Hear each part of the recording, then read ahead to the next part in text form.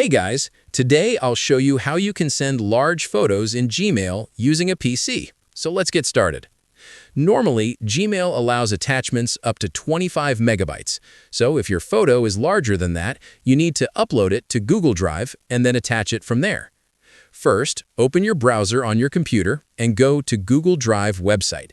Make sure you are signed in with the same Google account that you use for Gmail. Once you're inside Google Drive, click on the New button on the left side and select File Upload. Now choose the large photo from your computer that you want to send. After selecting the file, it will start uploading to your Google Drive. Wait until the upload is fully completed. Next, open a new tab and go to the Gmail website. Click on Compose to start writing a new email.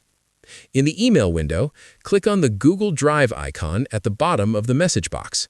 This option lets you attach files directly from your drive.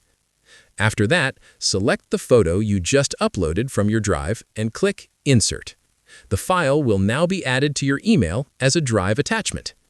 Now you can enter the recipient's email address, write your subject line, and add your message.